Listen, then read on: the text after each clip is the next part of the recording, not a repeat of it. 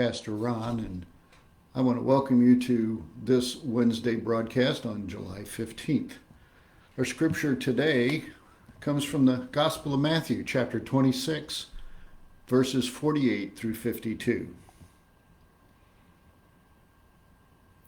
Now the betrayer had arranged a signal with them. "The one I kiss is the man. Arrest him." Going at once to Jesus, Judas said, "Greetings, Rabbi," and kissed him. Jesus replied, "Do what you came for, friend." Then the men stepped forward, seized Jesus, and arrested him. With that, one of Jesus' companions reached for his sword, drew it out, and struck the servant of the high priest, cutting off his ear.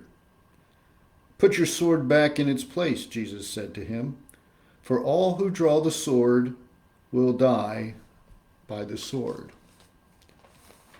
As an added note to this scripture, this story is related in all four of the Gospels. Mark tells us that the mob that came to arrest Jesus was armed with clubs and swords. They were ready for violence. John tells us that it was none other than Peter, the rock on which Jesus would build his church, who whipped out his sword first and wounded one of the high priest's guards. And Jesus makes a statement that has resonated in our ears for 2,000 years. Those who draw the sword will die by the sword. Yesterday, I saw a news article headlined, "Record number of Americans try to buy guns." The article began with stories of the lockdowns over COVID-19 and the more recent social unrest, noting that gun purchases in June were up 145% over last year, and that the FBI has done more background checks for gun purchases than in the 20 years they've been doing them. This might be a good time to remind all of you that all United Methodist churches are gun-free zones. Now, I'm not trying to infringe on anyone's Second Amendment rights. In fact, I fully support the Second Amendment. And you certainly have a legal right to defend yourselves. And these are understandable concerns considering the violence going on in our cities and towns and in light of recent shootings at churches around the country. But let's take a few minutes to consider what Jesus says about all this. First, on the topic of self-defense, if we read just another verse further, Jesus reminds the disciples that he really doesn't need them to protect him. He says, "I can call on my Father and have 12 legions of angels come to my aid." That's about 60,000. But who's counting? With this declaration by Jesus, even when he is before the governor, Pilate, knowing he is going to be beaten and killed, he refuses to bring harm on those who wrongly attacking him. Why? Well, perhaps it's because of what he taught those who would follow him. Listen to what he preaches in Matthew 5. "You have heard that it was said, 'An eye for an eye and a tooth for a tooth.' But I tell you, do not resist an evil person. If anyone slaps you on the cheek, turn to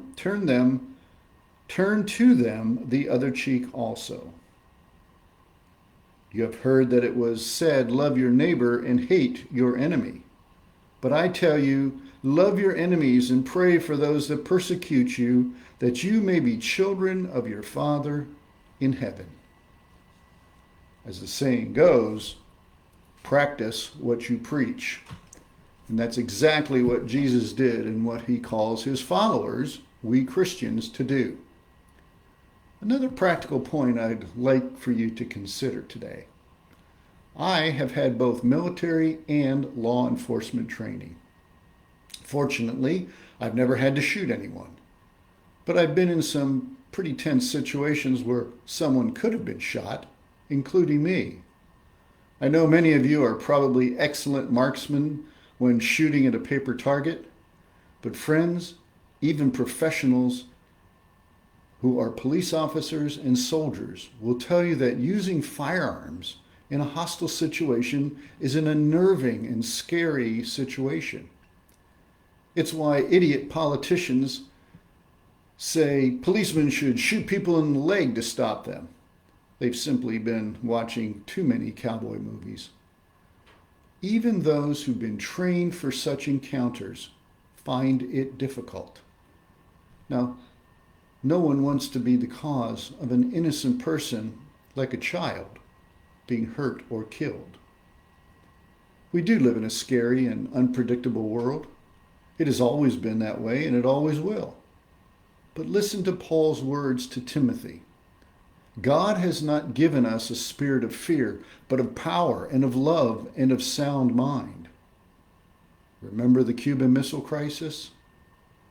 The race riots of 1968, 9/11, SARS, H1N1 or the Heine flu. Now we have COVID-19, Chaz, and Antifa. And when these are gone, there will be something else. But as Christians, we must look to the founder and perfecter of our faith, Jesus Christ, who is the Alpha and the Omega, the beginning and the end, who is with us always, even to the end of the age, our rock, our protector, our refuge, even in times like these. Well, friends, thank you for joining me today on In the Word Wednesday with Pastor Ron. Again, I'm trying to get my schedule to the point where I can bring this to you at the same time each Wednesday. I'm hoping soon to be locked into 10 a.m. in the morning, but as always, this live stream will be recorded and you can view it at your leisure.